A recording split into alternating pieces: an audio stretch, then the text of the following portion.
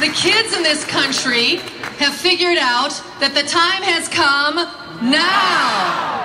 I am very pleased to be able to introduce two young women who are leading the movement in their own high school, Eva Goldfarb and Anna Dussert.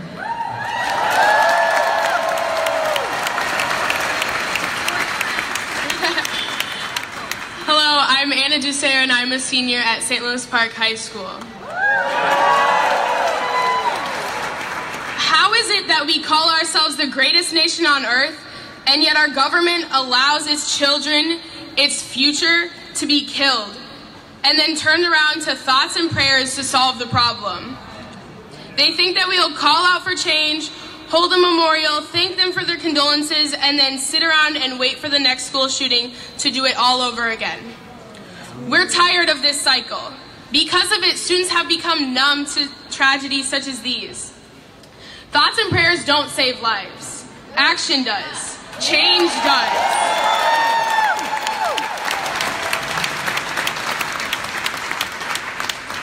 We can't expect anything to change and anything to improve unless we make serious changes to the system.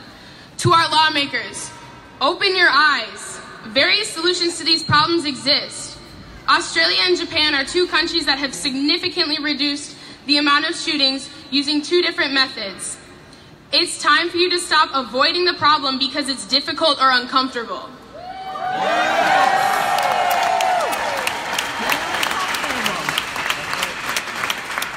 Because discomfort brings awareness. Discomfort brings change. This generation, we have to be the change for ourselves because it feels as if our leaders have failed us.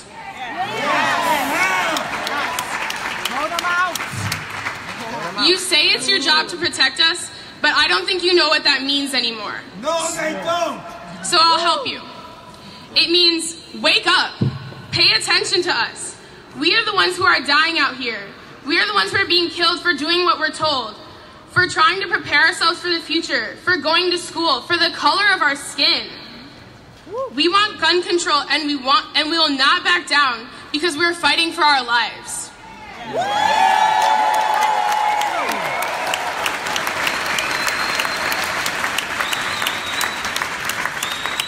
A couple of my friends and I recently participated in a Black History Month show at our school. In it, we recited a spoken word piece we had written. I find a specific verse to be fitting in this situation. It reads, "They teach us it is better to be silent than to make them uncomfortable." Well, expect discomfort because we will not be silenced. Thank you.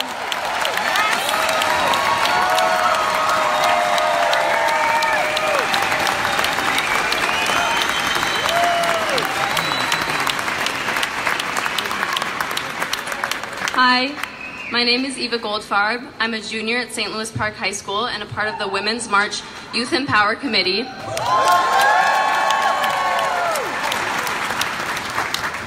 A few days after Parkland, I went to bed and I had a dream where my own school was targeted by a shooting.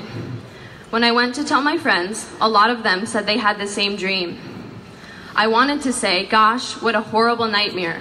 But I realized it can't even be classified as a nightmare because even though it has monsters and terror, nightmares aren't real, and this is. This is far too real, and we know it too well, and we've known it for too long. So enough. We know gun control works.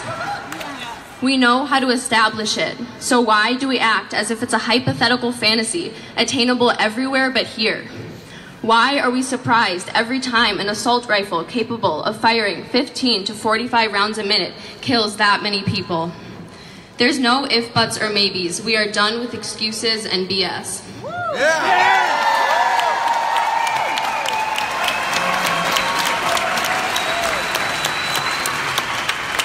And so we, the students, are walking out.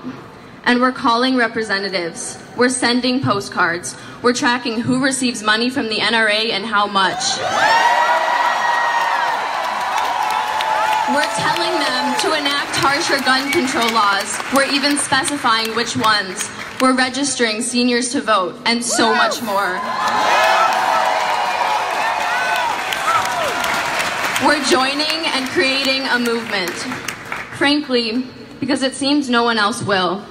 And I'm not talking about you guys. I'm talking about the 52 senators, 298 representatives, and one so-called president who are supposed to be protecting us, but are doing the opposite.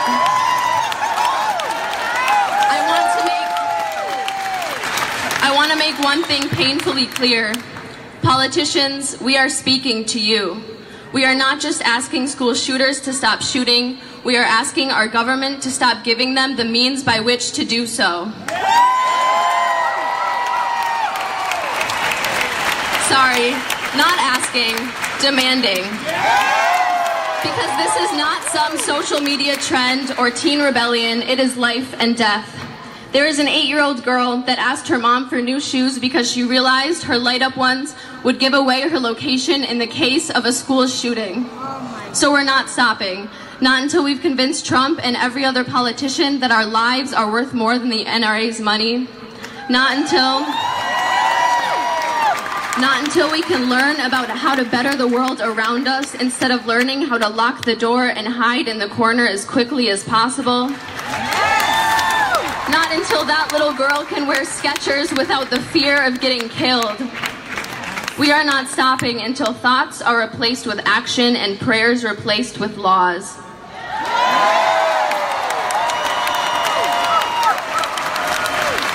We are committed.